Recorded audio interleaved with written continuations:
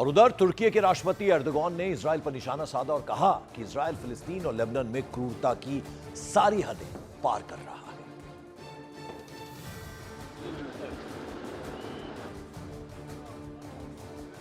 Gündem maddeleri arasında yer aldı.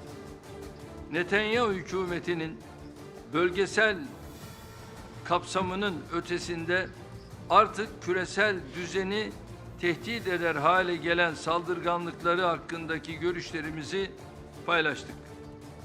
Gazze'de bir yıldır devam eden soykırım tüm insanlığın ortak utancıdır.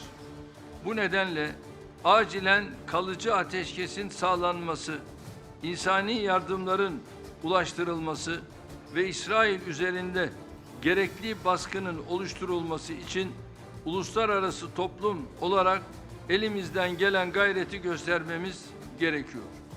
Bu konuda Arnavutluğun da üzerine düşeni yerine getireceğine samimiyetle inanıyorum. अब जो खबर हम आपको दिखाने जा रहे हैं, यह खबर उत्तरी गजा से है, जहां इजराइल ने अपना ऑपरेशन और तेज कर दिया है। ऐसा बताया जा रहा है कि इजराइल ने गजा पर एक बार फिर से एयर स्ट्राइक की है। इजराइल के इस हमले में 28 लोगों की मौत का दावा भी किया जा रहा है। तो आपको बता दें, इजराइल ने गजा पर एक बार फिर से हमला कर दिया, एयर स्ट्राइक की गई है और ये उत्तरी गजा में एयर स्ट्राइक की गई है। यहां ऑपरेशन तेज किया अपना इजराइल ने। और जैसा कि हमने आपको बताया, ऐसा कहा जा रहा है कि इस बार एयर स्ट्राइक की गई है, 28 लोगों की मौत भी हो गई है इस एयर स्ट्राइक में।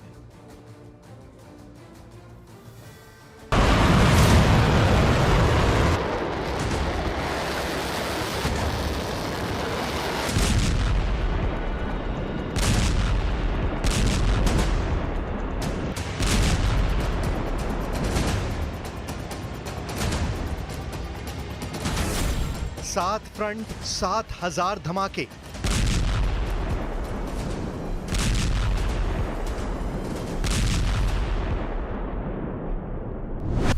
इजराइल के प्रधानमंत्री लेबनान बॉर्डर पर हैं, सैनिकों से मिल रहे हैं, सैनिकों का हौसला बुलंद कर रहे हैं।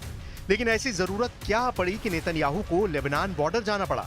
नेतन्याहू जमीन पर बैठे हैं, कमांडर उन्हें ब्रीफ कर रहे हैं। नेतन्याहू अपने कमांडरों की बात बहुत ही ध्यान से सुन रहे हैं और उन्हें कुछ आदेश भी दे रहे हैं। नेतन्याहू अपने कमांडरों से क्या बात कर रहे हैं, ये भी आपको बताएंगे, लेकिन उससे पहले इस जगह को देखिए। कहते हैं कि तस्वीरें खामोशी के साथ बहुत कुछ बयां कर जाती हैं। नेतन्याहू जिस जगह पर बैठे हैं, उसके ठीक पीछे दीवार पर हिब्रू भाषा में लिखा हुआ है, टुगेदर वी विल विन, यानी हम सब मिलकर जीतेंगे। तो सवाल है कि क्या लेबनान मोर्चे पर इजराइल का हौसला बिखर रहा है? और इसी को समेटने नेतन्याहू लेबनान बॉर्डर पहुंचे हैं। एक हफ्ते से ज्यादा हो चुका है और इजराइल अब तक ईरान के हमले का जवाब नहीं दे पाया है। उसका फोकस अब भी लेबनान है और लेबनान के बॉर्डर पर लड़ाई मुश्किल होती जा रही है, क्योंकि इजराइल को 10,000 अतिरिक्त सैनिक यानी एक रिजर्व डिवीजन लेबनान बॉर्डर पर तैनात करना पड़ा है।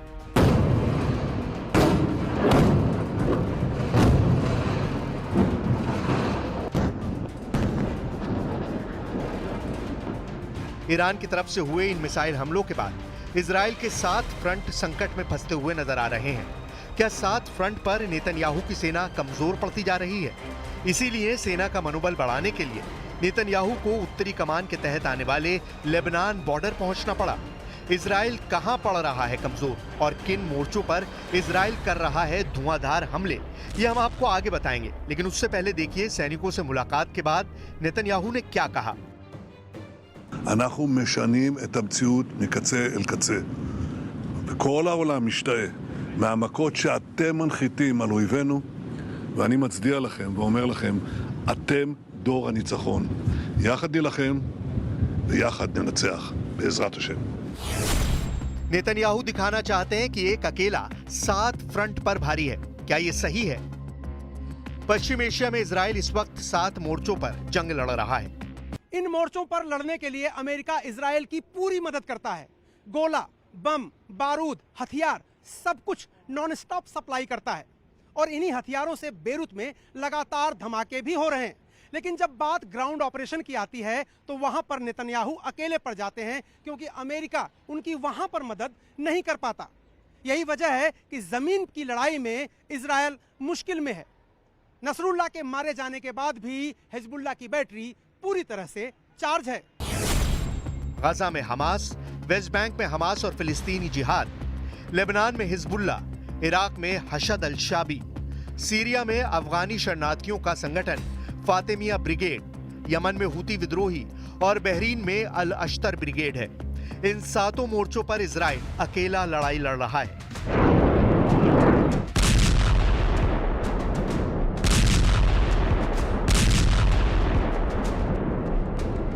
इन मोर्चों पर लड़ने के लिए अमेरिका इजराइल को हथियार दे रहा है, बम गोला बारूद सप्लाई कर रहा है।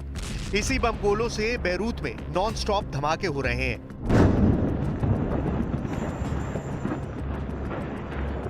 लेकिन जब जमीन पर लड़ने की बारी आई तो नेतन्याहू अकेले हैं। इजराइल इस वक्त लेबनान में ग्राउंड ऑपरेशन कर रहा है, लेकिन ये ऑपरेशन इजराइल के लिए उतना आसान नहीं। नसरल्ला के मारे जाने के बाद भी हिजबुल्ला की बैटरी पूरी तरह चार्ज है। इजराइल इस मोर्चे पर कई सैनिकों को खो चुका है। हिजबुल्ला इजराइल के दूसरे बड़े शहर हाइफा पर भी लगातार हमले कर रहा है, लगातार रॉकेट दाग रहा है और इजराइल को बता रहा है कि उसकी ताकत कम नहीं हुई है।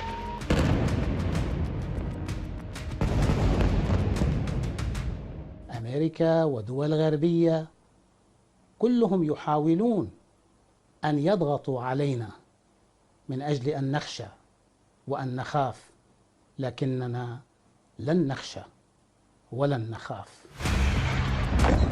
यही वजह है कि नेतन्याहू अपना पूरा गुस्सा लेबनान की राजधानी बैरूत पर उतार रहे हैं। बैरूत से आई इस तस्वीर को देखिए। बैरूत का ये वीडियो न्यूज़ 18 के कैमरे पर रिकॉर्ड हुआ है। क्या इस जगह और गाजा में आपको कोई फर्क समझ में आ रहा है?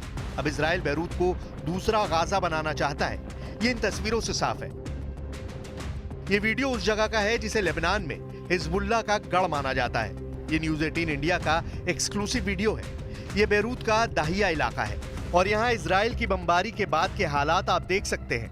यही वो जगह है जहाँ पर इजराइल लगातार बमबारी कर रहा है और यहीं पास में ही हिजबुल्ला का हेडक्वार्टर भी है और ये इस वक्त इजराइल का सबसे बड़ा टारगेट है।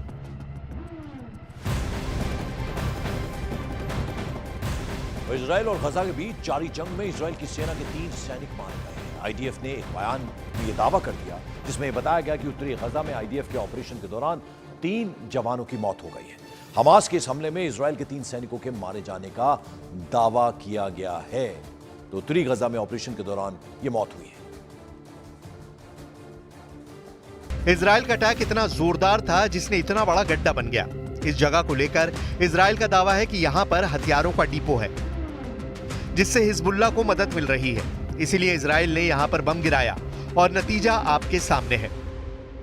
لا في مخزن سلاح، لو في مخزن سلاح او اشياء كان تطلع الريحه اكثر من هيك، ضلها ولعانه وعم تولع اكثر. هذا الشيء كله عم يهجر العالم، في اطفال عم تموت ونساء، في عالم انظلمت، في شهداء راح। इजराइल जानता है कि वो 7 मोर्चों पर घिरा हुआ है। उसके दुश्मन इसे एक्सिस ऑफ रेजिस्टेंस कहते हैं। क्या होता है एक्सिस ऑफ रेजिस्टेंस? उससे पहले देखिए इजराइल के दुश्मनों की हिट लिस्ट। इजराइल का पहला फ्रंट गजा। इस फ्रंट पर हमास अब भी एक्टिव है। हमास को पूरी तरह खत्म करने में इजराइल अब तक नाकाम साबित हुआ है। इजराइल की बमबारी में 42,000 लोगों की मौत हो चुकी है और हमास अब भी अपनी सुरंगों से निकलकर इजराइल की सेना पर हमला कर रहा है। उसके कब्जे में अब भी 60 से ज्यादा इजरायली बंधक हैं। इजराइल का दूसरा फ्रंट वेस्ट बैंक। इजराइल की पूर्वी सीमा पर वेस्ट बैंक बसा हुआ है। ये फिलिस्तीन का इलाका है और यहां भी कई संगठन इजराइल के खिलाफ एक्टिव हैं। इजराइल का तीसरा फ्रंट लेबनान। हिजबुल्ला यानी लेबनान का मिलिशिया। 1982 में हिजबुल्ला के गठन के बाद से इजराइल से उसकी लड़ाई हमेशा होती रही है। हिजबुल्ला चीफ हसन नसरल्ला की मौत हो चुकी है, लेकिन ये मिलिशिया अब भी इजराइल का सबसे खतरनाक दुश्मन बना हुआ है। इजराइल का चौथा फ्रंट यमन के हूती विद्रोही। यमन में हूती को भी ईरान का समर्थन है और इस वक्त हूती ने लाल सागर में बड़ा मोर्चा खोला हुआ है। उसके टारगेट पर सिर्फ इजराइल ही नहीं बल्कि अमेरिका और ब्रिटेन के जहाज भी हैं। हूती इजराइल पर भी बैलिस्टिक मिसाइल और ड्रोन हमले लगातार कर रहे हैं।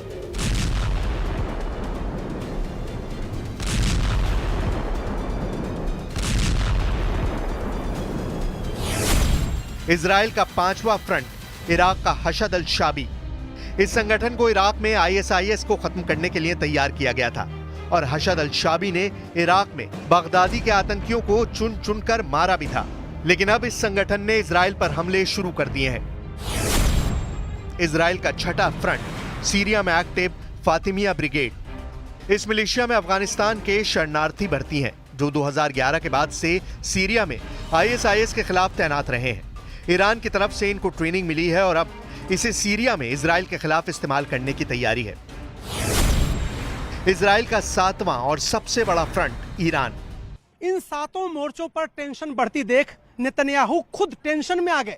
यही वजह है कि उन्होंने तुरंत उत्तरी सीमा का रुख किया। वहां जाकर लेबनान सीमा पर तैनात सैनिकों से बातचीत की, उनका हौसला बढ़ाया, कहा अब जीत कर ही वापस आना है। यह बात पूरी दुनिया जानती है कि इजराइल के साथ अमेरिका है, लेकिन यह बात भी समझना जरूरी है कि अब ईरान के साथ रूस भी आ गया है। ये 7 फ्रंट की टेंशन देखकर खुद इजराइल के प्रधानमंत्री लेबनान बॉर्डर पहुंच गए। उत्तरी कमान के प्रमुखों और सैनिकों से मुलाकात की और कहा कि ये मोर्चा छोड़ना नहीं है, अब जीतना जरूरी है। इजराइल के साथ अमेरिका है, ये बात पूरी दुनिया जानती है, लेकिन अब सामने ईरान है जिसके साथ रूस भी है। 1 अक्टूबर का ये वीडियो फिर देखिए जब ईरान ने इजराइल पर करीब 200 बैलिस्टिक मिसाइल दागी थी। इनमें से बहुत सी मिसाइल इजराइल के नेवतिम एयरबेस पर गिरी और अब इजराइल और ईरान एक दूसरे को कच्चा खाने के लिए बेकरार है। इस वक्त ईरान और इजराइल के बीच सीधी टक्कर है और यही टकराव वर्ल्ड वॉर में बदल सकता है।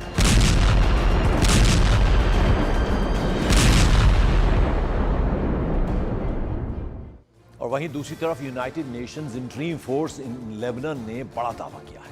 इस दावे के मुताबिक इजराइल के हमले में लेबनान में यूएन शांति सेना के 2 जवान घायल हो गए हैं।